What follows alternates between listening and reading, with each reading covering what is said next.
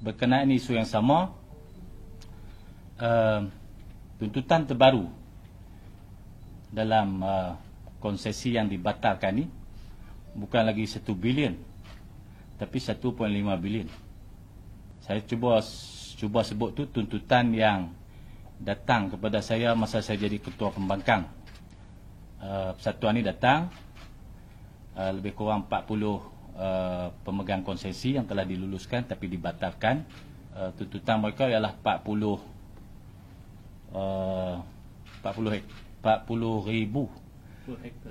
per hektar. Jadi jumlah keseluruhan tu 2,000 hektar lebih. Saya ada angka yang tepat duk lambik saya mana dia tu. Jadi cadangan yang kita buat untuk menghadapi situasi ini ialah menggantikan kawasan lain. Ada satu contoh, saya sebutkan sebuah kerajaan negeri yang menghadapi masalah yang sama dan mahkamah memutuskan dia bayar ganti rugi 60 juta kepada pemegang konsesi yang dibatalkan. Apa yang dibuat oleh kerajaan negeri tersebut ialah walaupun dia kena 60 juta tapi dia berunding balik dengan pemegang konsesi dan diganti tempat lain. 60 juta pun tak larat bayar lah. Ini kan pula 1 bilion.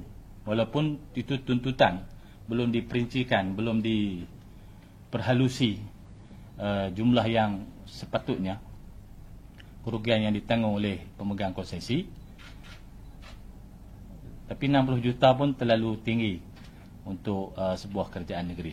Jadi cadangan untuk penggantian di kawasan luar kawasan tadahan tu satu yang munasabah yang telah dilakukan oleh banyak kerajaan sebelum ini. Saya raise isu ini awal, bekas Yang Amat Berhormat Menteri Besar kata baru 2 minggu pesanan dia tu sudah ada perkara ini. Pihak Jabatan Perhutanan telah membentangkan kepada Jawatankuasa Hasil Bumi pada 5 Mei 2020 tentang perkara ini. Bekas Menteri Besar maklum semua tentang hal ini.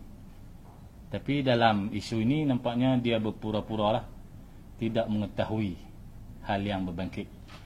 Saya memimpin kerajaan untuk menghadapi semua cabaran.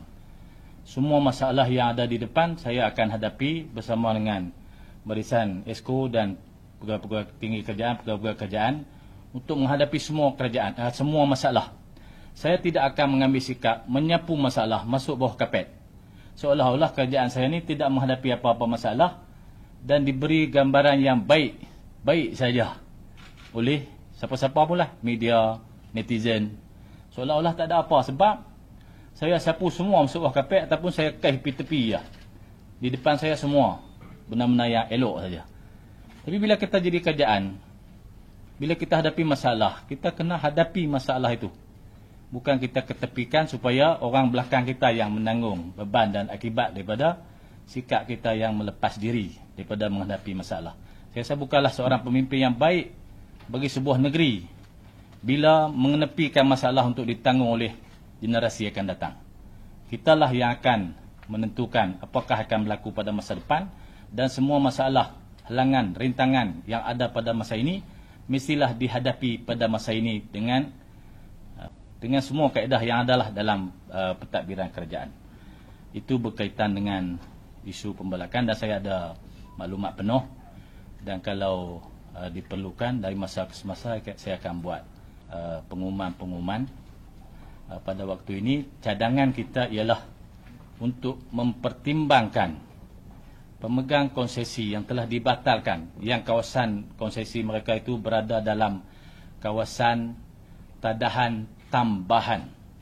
Kerana dalam mesyuarat Esko yang terakhir dibuat oleh bekas Menteri Besar, saya ucap terima kasih banyak-banyak kerana telah meluluskan 2 kawasan tadahan tambahan yang menjadikan kawasan tadahan kita begitu luas, tetapi dalam kawasan tambahan itu ada kawasan yang telah diluluskan untuk pembalakan.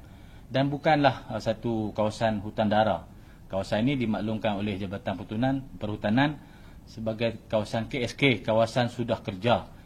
Lebih 30 tahun dulu pernah dibuat pembelakan di kawasan ini.